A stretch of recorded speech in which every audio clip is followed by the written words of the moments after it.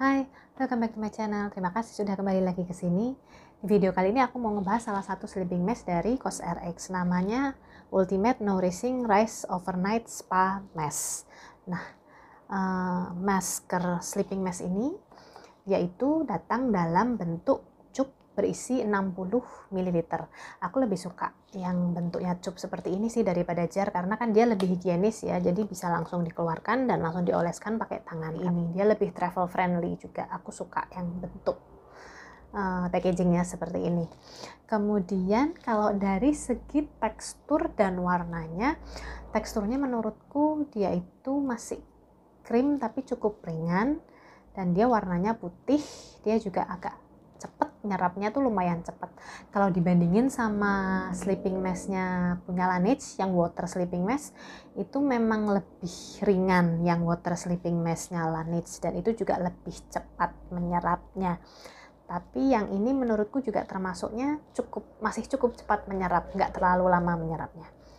Nah, untuk klaimnya sendiri, dia itu menyatakan bisa untuk moisture and brightening, jadi melembabkan dan juga mencerahkan. Nah, nanti aku akan bahas setelah aku ngebahas ingredientsnya, apakah klaimnya sesuai dengan manfaat yang aku dapatkan atau enggak. Oke, sekarang aku bahas ingredientsnya dulu ya. Aku akan bahas ingredientsnya satu persatu, tapi agak cepet aja ya, jadi nggak terlalu lama videonya. Nah, yang pertama itu ada di sini Oryza sativa atau rice extract. Rice extractnya ada 68,9%. Nah, kandungan ekstrak ini, rice extract itu kan beras ya, ekstrak dari beras. Ekstrak dari beras itu dia punya fungsi untuk menghidrasi, melembutkan kulit kita dan juga mencerahkan. Ini termasuk ingredients yang sangat bagus sih, dan aku cocok biasanya sama ingredients ini. Jadi rice extract itu termasuk salah satu ingredients favoritku. Ingredients yang kedua itu ada butylene glycol. Nah, butylene glycol ini dia termasuk ke dalam polyhydric alcohol, yaitu alkohol yang sifatnya menghidrasi, sifatnya humectant.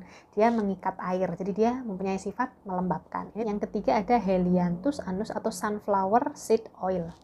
Nah, sunflower seed oil ini dia berfungsi untuk meningkatkan kelembapan dan juga menjaga supaya kulit kita tetap terhidrasi. Dia memiliki sifat emollient. Emollient itu yaitu beda dengan humectant ya. Kalau humectant itu melembabkan tapi oleh air. Kalau emollient melembabkan juga tapi melembabkannya oleh minyak, oleh oil sifatnya. Jadi sifat melembabkan yang diberikan oleh oil atau minyak. Walaupun dia berupa oil, tapi dia sifatnya non-komedogenik ya. Jadi dia tidak menyumbat pori-pori, tidak menyebabkan komedo. Selain itu, sunflower oil tadi juga berfungsi sebagai antioksidan dan dia juga bisa mengatasi bakteri penyebab jerawat. Nah, ingredients yang selanjutnya itu ada betain. Betain ini berfungsi sebagai humectant dan juga anti-aging.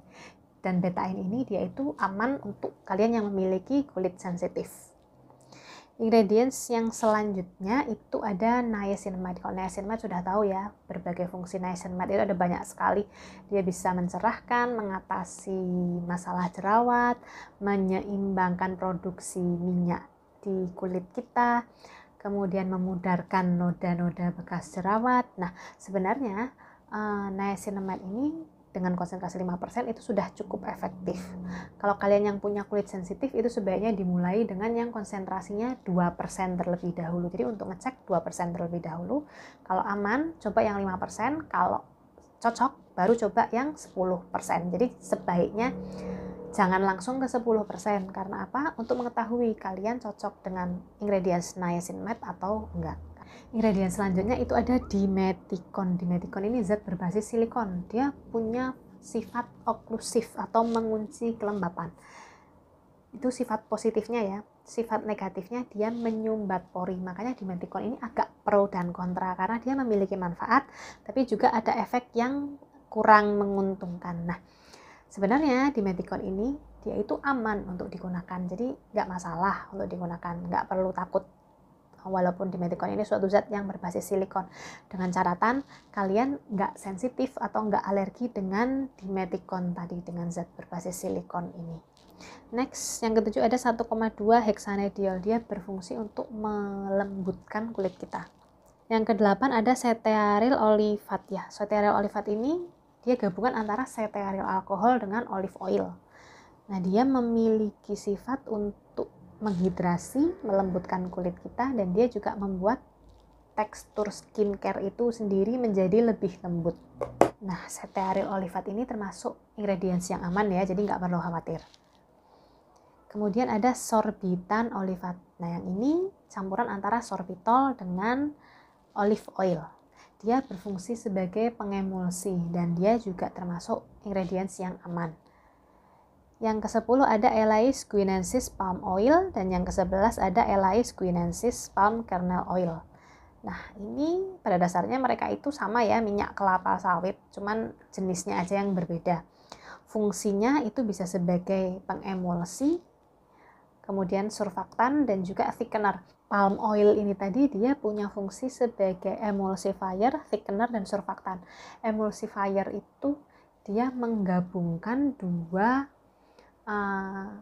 konsentrasi, yang oil dengan yang minyak. Jadi kan oil dengan minyak itu kan terpisah ya, nggak mencampur. Nah, dengan adanya emulsifier tadi, ingredients yang mengandung oil dan yang mengandung minyak, dia akan tercampur.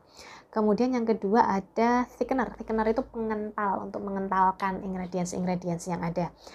Yang ketiga ada surfaktan. Surfaktan itu seperti cleansing agent. Next, yang ke-12 ada hidroksietil akrilat.